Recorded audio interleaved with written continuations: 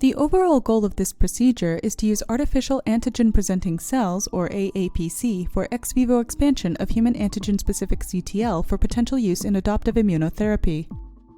This is accomplished by first conjugating HLA A2-Ig and anti-human CD28 monoclonal antibody to magnetic dynabeads to make aAPC. The second step of the procedure is to perform quality control and peptide loading of the aAPC. The third step of the procedure is to isolate human peripheral blood CD8-positive T cells. The final step of the procedure is to incubate CD8-positive T cells with aAPC for a week.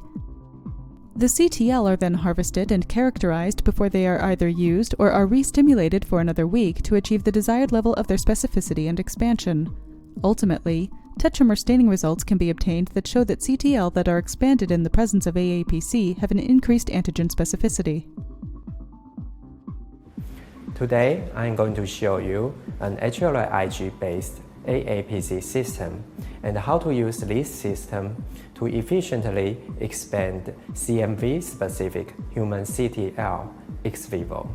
Compared with other existing methods, our aAPC technology offers several important advantages.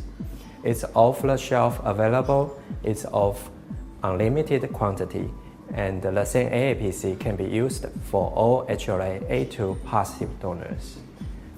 Okay, let's start. Transfer 1 milliliter of M450 epoxy beads from a stock, approximately 400 million beads, into a sterile screw-top glass vial. Wash the beads once by adding 1 milliliter of borate buffer and then placing the glass vial against a dienol magnet MPC1. While the beads are adhered